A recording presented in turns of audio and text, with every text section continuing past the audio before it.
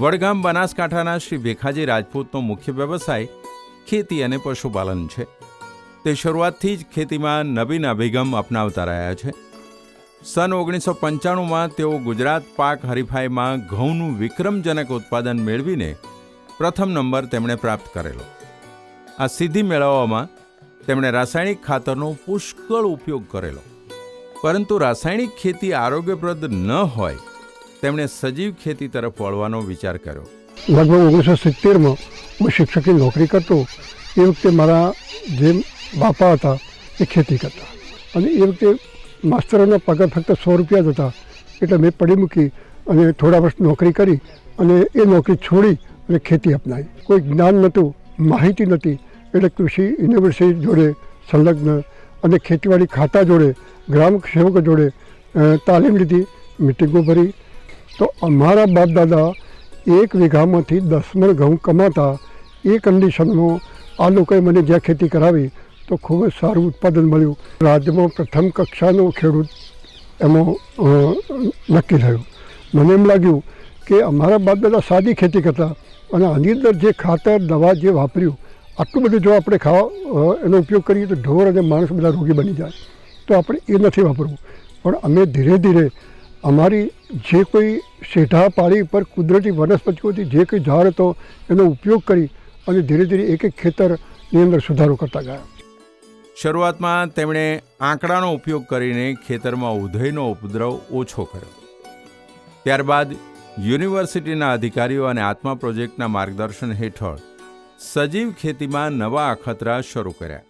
પછી તો ધીરે ધીરે આત્મા પ્રોજેક્ટના અધિકારીઓ પણ આવ્યા અને એમના માર્ગદર્શન મુજબ અમે અપનાવ્યું. તો ખૂબ સરસ પહેલાં જેમ ઉત્પાદન લેતા એના કરતાં અત્યારે ખૂબ સારું ઉત્પાદન લઈએ છીએ. શ્રી ભીખાજી રાજપૂત ખેતી સાથે સફળ પશુપાલન પણ કરે છે.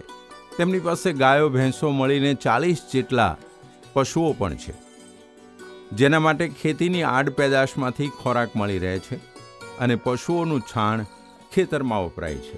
સજીવ ખેતીને 1995-96થી અપનાવી અત્યારનો અમારો રેકોર્ડ એવો છે કે છેલ્લા 10 વર્ષથી તો હું 1 વીઘામાંથી ઢગલા બંધ ઉત્પાદન, એટલે કદાચ કોઈને નવાઈ લાગે વીઘાથી 100 મણ ઘઉં લઈ શકો છો.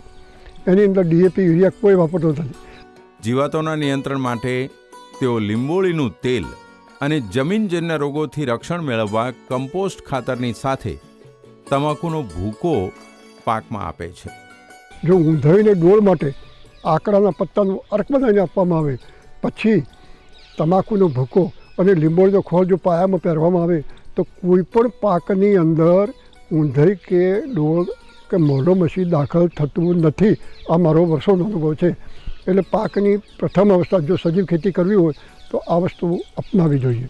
તે છતાંય વાતાવરણને અનુકૂળ કદાચ કોઈ મોઢો મસી આવી જાય તો આપણા ખેતરોમાં લીમડા શેઢાપાડી વવા હોય એની લીંબોળી પીલાઈને જે લીંબોળીનું તેલ નીકળે એને છોંટવાથી મોઢો મસી એકદમ સુકાઈ જાય છે અને ખેડૂત નિર્ણય થઈ જાય છે.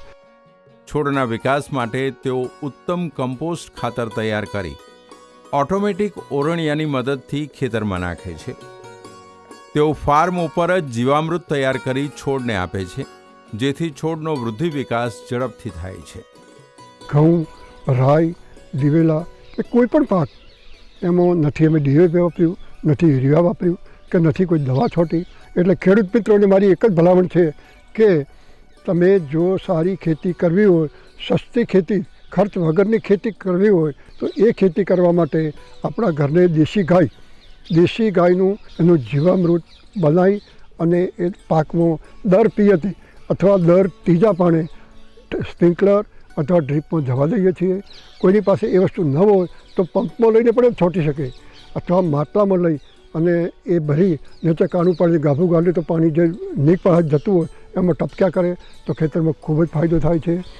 આમ સજીવ ખેતી પદ્ધતિમાં ખર્ચ ઓછો અને નફો વધારે.